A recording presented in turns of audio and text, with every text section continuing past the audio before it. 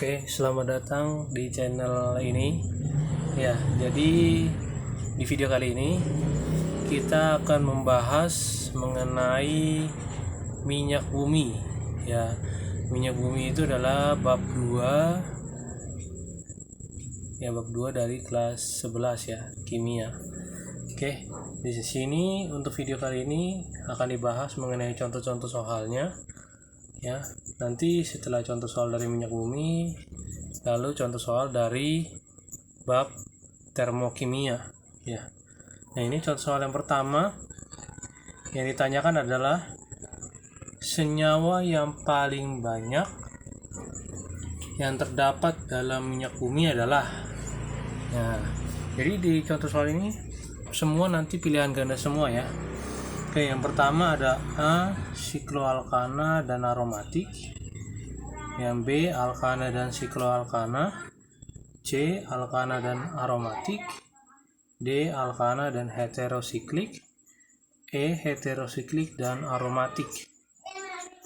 Nah, ya seperti yang materi sebelumnya kita bahas mengenai komponen minyak bumi. Jadi komponen minyak bumi itu ada 4 ya. Yang pertama itu ada alkana rantai lurus. Lalu yang kedua ada sikloalkana ya. Lalu yang ketiga ada alkana rantai bercabang. Kemudian ada terakhir aromatik. Jadi 4 ya, 4 komponen dari minyak bumi. Nah, kalau dari alkana sendiri contohnya apa? Contohnya itu adalah senyawa metana dan etana.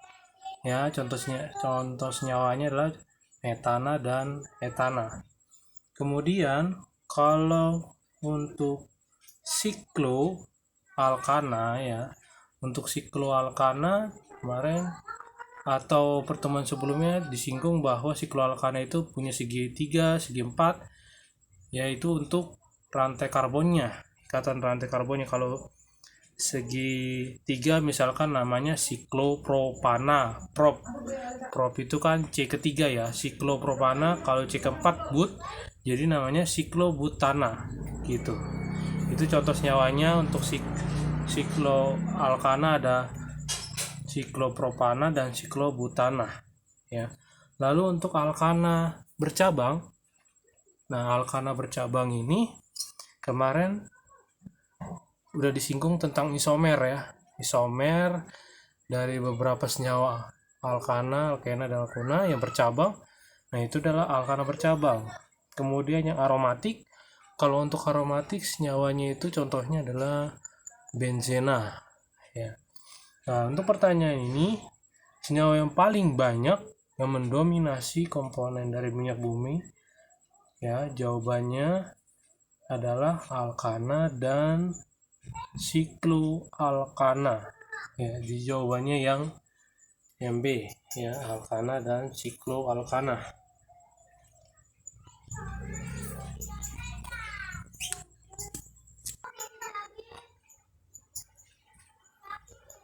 Oke, lanjut ya. Ini contoh soal nomor 2.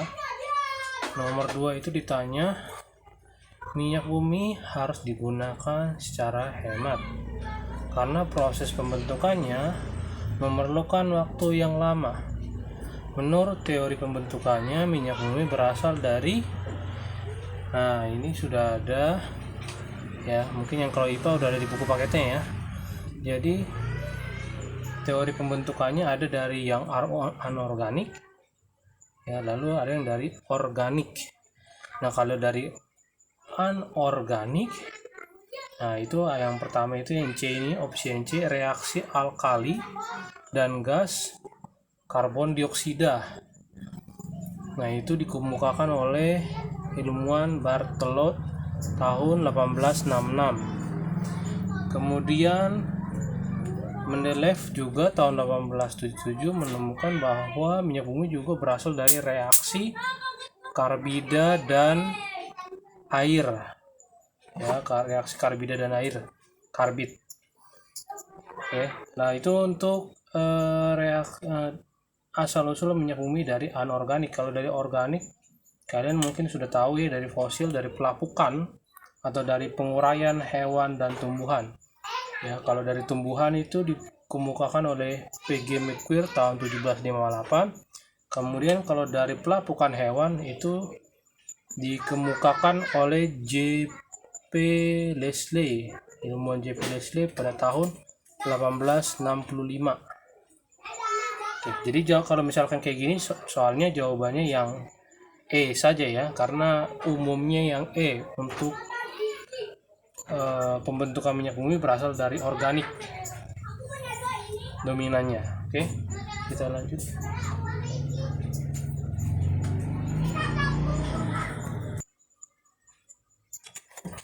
Oke, ya. Sekarang ke contoh soal yang ketiga. Ya, contoh soal yang ketiga. Di sini yang ditanya itu, yang diketahui ya, senyawa hidrokarbon yang mempunyai titik didih paling rendah adalah. Nah, ini udah berbicara mengenai titik didih senyawa hidrokarbon. Ya, kalau titik didih berarti berkaitan dengan sifat fisik, ya, fisiknya. Nah, untuk titik didih, jika rantai karbon semakin panjang, maka titik didihnya semakin tinggi. Nah, kalau misalkan semakin banyak cabangnya, kebalikannya, titik didihnya semakin rendah. Ya. Jadi kalau semakin panjang rantai karbonnya, titik didihnya semakin tinggi. Lalu jika bercabang, makin banyak cabangnya, titik didihnya akan semakin rendah. Ya. Walaupun misalkan memiliki rumus molekul yang sama, misalkan sama-sama C5H12, contohnya C5H12 itu kan pentana. Ya, pentana, lalu isomernya ada misalkan 2 metil butana gitu ya. Kan sama-sama C5H12. Ya, rumus molekulnya. Tapi kalau 2 metil butana itu kan ada cabang 1. Ya, makanya yang paling rendah adalah 2 metil butana gitu ya. Nah, sekarang kita bahas yang contoh soal ketiga ini. Oke. Ini ada opsinya, yang pertama ada N-pentana, lalu yang kedua ada isopentana, yang ketiga ada neopentana, keempat ada N-heksana, yang kelima ada isoheksana. Nah, kalau ditanya misalkan seperti ini, senyawa hidrokarbon yang mempunyai titik didih paling rendah adalah gitu ya. Kalian lihat dari rantai induknya, ya, lihat di sini terakhirnya. Nah, rantai induknya terakhirnya kalian lihat. Nah, rantai induknya sini pentana, heksana. Pentana itu kan C5. Lalu kalau heksana C6. Yang berarti kita udah sisihkan ini heksana. Nah, heksana ini udah pasti titik didihnya paling tinggi di antara ketiga ini, pentana ini. Ya, nah sekarang pentana kita ini udah 3 ini pentana nih. Nah, di sini kan ada N-pentana, isopentana, neopentana. Mana dari ketiga ini paling rendah? Nah, kita buat strukturnya. Nah, ini struktur yang pertama ada N-pentana, ada normal pentana. Ya. Lalu yang kedua ini ada isopentana. Isopentana itu umumnya ya, nama umumnya. Kalau nama menurut IUPAC-nya itu adalah 2 metil butana. Gitu. Lalu yang ketiga ada neopentana. Itu nama umumnya, kalau nama IUPAC-nya itu 2,2 dimetil propana gitu ya. 2,2 dimetil propana nama IUPAC-nya. Nama umumnya itu adalah neopentana. Nah, sekarang kalian lihat di sini tiga-tiga ini mempunyai rumus molekul yang sama, yaitu C5H12. Tapi sesuai dengan keterangan tadi bahwa semakin panjang rantai karbon semakin tinggi titik didihnya. Kalian lihat di sini, dari ketiga ini yang paling tinggi mana? Yang ini ya, karena di sini ada 1, 2, 3, 4, 5. Rantai lurus, tidak ada cabang. Ini yang paling tinggi titik didihnya. Lalu yang kedua mana? Yang ini. Ya, kenapa yang ini ditunjuk? Karena di sini ada 1 cabang dia. Nah, ada cabangnya kan? Berarti ini lebih rendah titik didihnya dibandingkan yang ini. Nah, sekarang yang ini. Ini ada 2 metilnya. Ya. Kalau ada 2 cabangnya berarti kan lebih rendah, malah makin rendah ya. Jadi urutannya di sini paling tinggi, kedua ini yang paling rendah gitu ya. Nah sekarang kita udah dapat jawabannya. Titik didih paling rendah adalah struktur senyawa hidrokarbon dari neopentana itu ya. Neopentana paling rendah. Yang pertama, kalau misalkan ditanya senyawa hidrokarbon yang mempunyai titik didih paling tinggi, kalau paling tinggi berarti siapa? Paling tinggi adalah kita lihat rantai induknya ini kan heksana nih, tadi kan paling tinggi kita sisihkan. Heksana ini paling tinggi.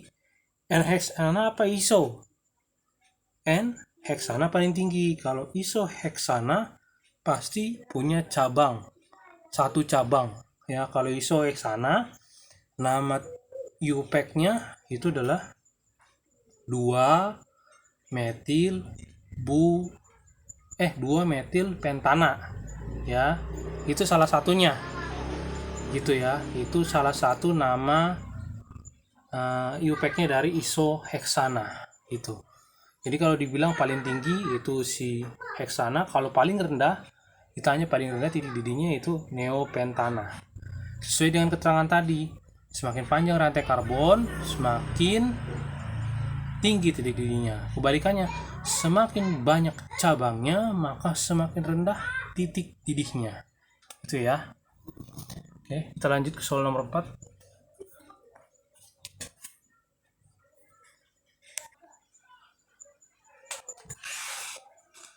Oke, sekarang ke contoh soal nomor 5.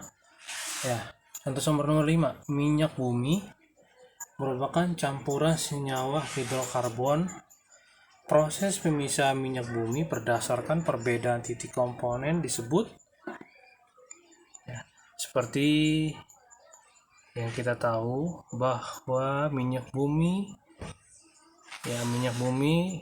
masih dalam bentuk mentah ya, perlu dipisahkan ya, masih dalam bentuk campuran minyak mentah itu perlu dipisahkan.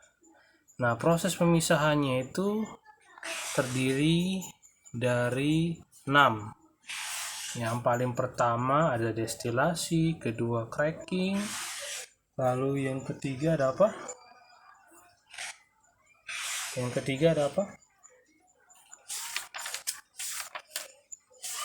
ketiga ada reforming, lalu yang keempat ada polimerisasi, yang kelima ada treating, yang keenam ada blending. Nah, ini sudah Bapak kasih tahu bahwa yang pertama itu adalah cracking. Cracking itu adalah penguraian atau pemecahan molekul besar menjadi molekul kecil. Kemudian yang B, reforming, mengubah rantai karbon lurus menjadi rantai karbon bercabang. Nah, yang C ini, destilasi bertingkat, adalah pemisahan minyak bumi berdasarkan titik didihnya. Ya, jadi jawabannya yang C. Nggak apa-apa, kita lanjut. Yang D, treating adalah pemurnian atau menghilangkan pengotornya. Lalu yang 5 ada polimerisasi. Polimerisasi ini maksudnya adalah menggabungkan molekul kecil menjadi molekul yang besar, jadi kebalikannya dengan cracking gitu ya. Untuk soal nomor 5 ini jawabannya adalah yang C, destilasi bertingkat.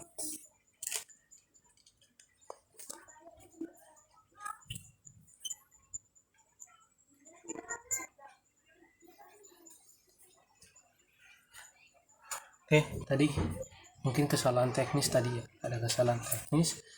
Jadi selesai nomor 4 ya. Oke, sekarang kita lanjut ke nomor 5. Nomor 5 soalnya itu hasil destilasi minyak bumi yang memiliki titik didih paling tinggi adalah hasil destilasinya. Jadi ini terpaksa ya menghafal ya. Jadi yang paling rendah kan dipanaskan minyak bumi atau minyak mentah itu dipanaskan pada suhu di atas 370 derajat Celcius. Nah, paling bawah itu, kompartemen paling bawah itu ada residu. Nah, yang dihasilkan itu aspal ya. Aspal itu jadi produk dari minyak bumi yang paling bawah ya, yang paling bawah ya. Lalu nanti tingkatannya gini ya, jadi dari padat, cair, gas. Nah, gas itu kompartemen paling tinggi gitu ya. Nah, setiap kompartemen itu memiliki pendingin. Nah, makanya naik ke atas semakin dingin gitu ya. Oke, di sini hasil destilasi bumi yang memiliki titik didih paling tinggi adalah residu ya. Jawabannya karena dia suhunya di atas 370 derajat Celcius. Residu itu sama aja pengotor ya, jadi kayak minyak mentah itu pengotornya yang terendapkan, yang diendapkan ampasnya itu residu ya. Kalau yang paling rendah apa? Gas ya. Gas itu titik didihnya sekitar minus 161 derajat Celcius sampai 20 derajat Celcius ya. Itu suhu sangat rendah ya untuk jenis gas. Oke, untuk yang ketiga ini A, B, dan C ini kan ketiga ini kan cair ya. Kamu hafalkan aja. Jadi habis residu tadi di atasnya itu ada solar. Ya, solar itu untuk bahan bakar untuk mesin diesel juga ya. Ada di Pertamina juga ada solar. Lalu solar, kemudian kerosin. Kerosin itu minyak tanah ya. Kerosin itu minyak tanah. Nah, minyak tanah ini ada kompartemen yang ketiga dari bawah ya. Itu mempunyai titik didih 170 derajat Celcius sampai 290 derajat Celcius. Kemudian di atas minyak tanah ada bensin. Ya, kompartemen keempat itu bensin. Ya, bensin itu suhu titik didihnya 30 sampai 180 derajat Celcius. Ya, bensin itu ya bahan bakar yang umum di pom bensin ya, super premium, pertalite. Kalau di Pertamina, kalau di Shell itu ada Shell Super, Shell V Power, Shell Diesel ya. Kalau di Shell biasanya paling kecil 92 ya oktannya ya. Itu sama seperti Pertamax gitu. Oke, jadi itu ya, paling tinggi titik didihnya yaitu residu. Kalau nggak ada residu nanti bisa dibilang aspal gitu ya. Oke, kita lanjut soal ke nomor 6.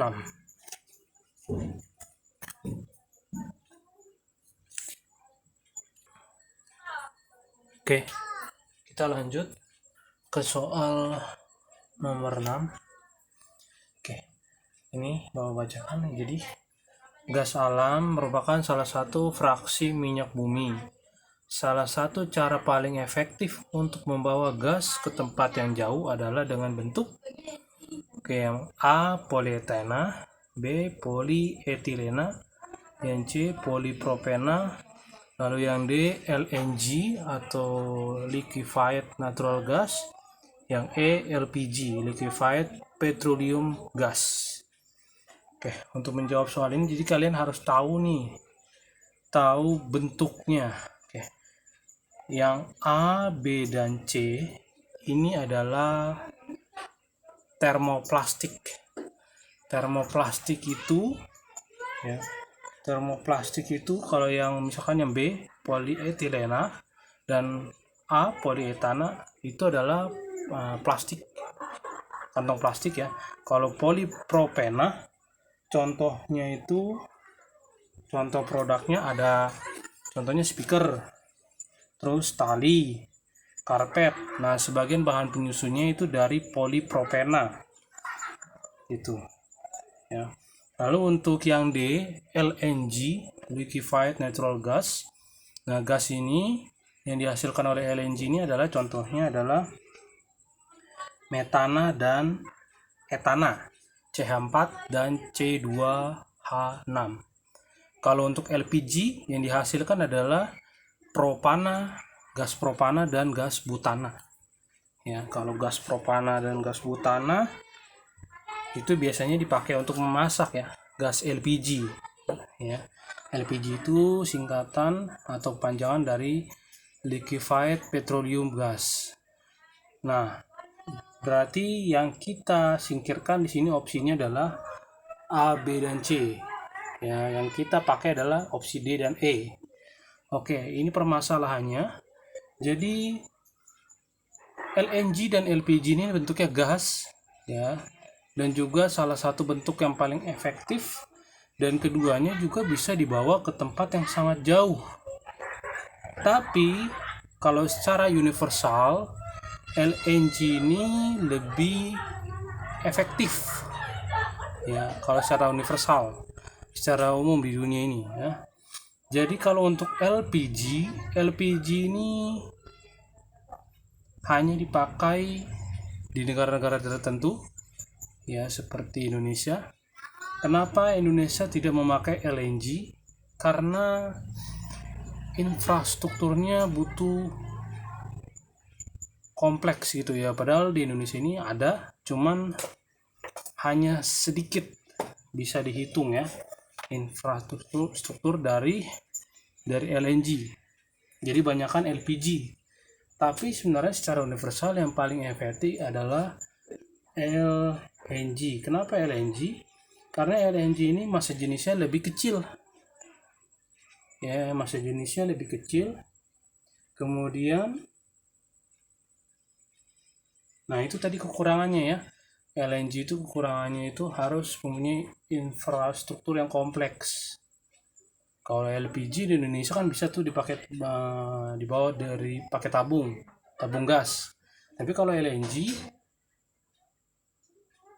tidak bisa. Kenapa? Harus dalam bentuk pipa ya. Sebenarnya bisa aja dalam bentuk gas ya, pipa tabung gas, tapi di Indonesia belum bisa. Makanya pada umumnya LPG yang dibilang sangat efektif dan bisa dibawa gas ke tempat yang jauh. Tapi kalau secara universal dipakai adalah LNG atau liquefied natural gas. Itu yang terbaru, LNG. Cuman jarang di Indonesia, baru sedikit ya, yang tadi Bapak bilang baru sedikit. Jadi kalau untuk soal ini lebih tertuju kalau harusnya secara universal ya, LNG. Ya, jadi jawabannya D.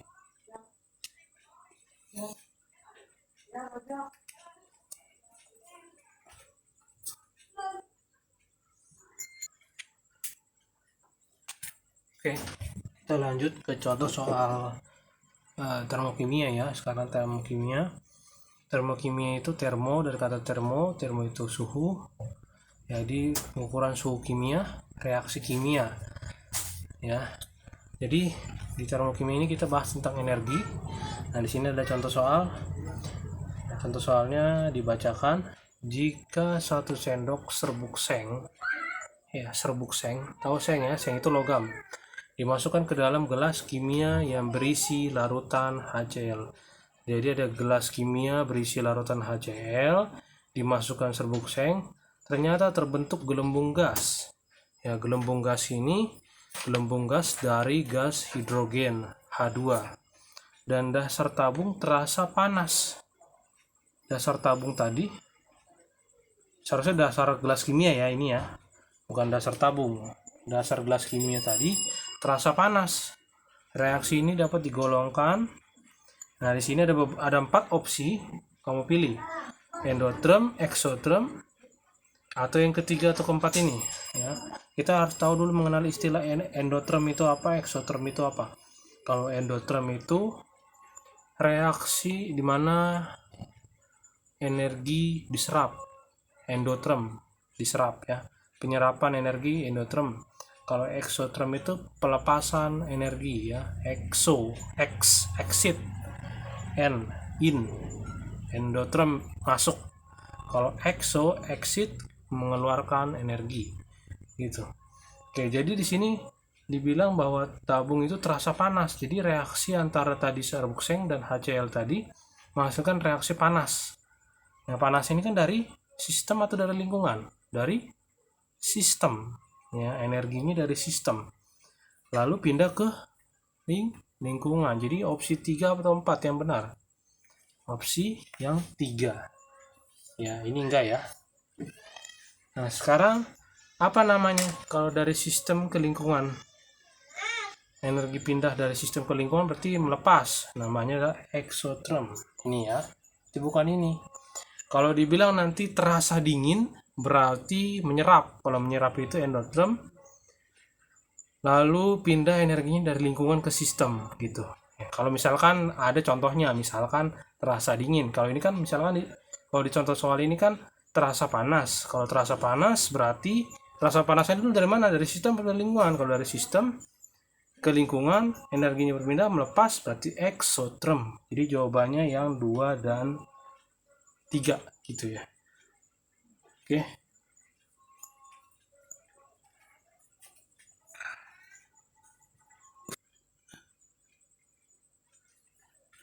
Oke, kita masuk ke contoh soal yang kedua dari termokimia. Nah, ini bawa bacakan. Jadi di sini ada soal entalpi pembentukan standar dari AgNO3 sebesar minus 23 kilokalori per mol. Pernyataan ini dapat ditulis sebagai, ini ada opsinya A, B, dan C. Ya, jadi kita harus tahu dulu entalpi. Jadi entalpi itu adalah energi. Kalau dikatakan entalpi itu H ya. Kalau perubahan entalpi simbolnya delta H. Ya, ini delta H-nya ada masing-masing kan ini kan. Delta H, delta H, delta H. Nah, delta H itu adalah perubahan entalpi atau perubahan energi. Jadi, energi itu tidak bisa dihitung saat tetap atau dalam keadaan standar. Ya, tapi yang bisa dihitung adalah perubahannya, perubahan energi atau perubahan entalpi delta H-nya. Apakah dia diserap atau melepaskan, gitu ya. Jadi yang bisa dilihat nominalnya adalah perubahan entalpi atau delta H-nya. Nah, di sini nomor 2 ini entalpi pembentukan standar. Jadi ada masing-masing entalpi, ada entalpi pembentukan standar, ada entalpi penguraian standar, lalu ada entalpi pembakaran, gitu, ada entalpi penetralan. Oke, ini yang dibahas di soal ini tentang entalpi pembentukan dulu. Pembentukan, dibentuk dalam keadaan standar. Simbolnya itu delta HF. Ya, simbolnya ini Bapak tuliskan di bawah. Di sini contohnya delta HF 0. Itu simbolnya ya. Perubahan entalpi pembentukan standar. Pembentukan bahasa Inggrisnya apa? Formation. Ya.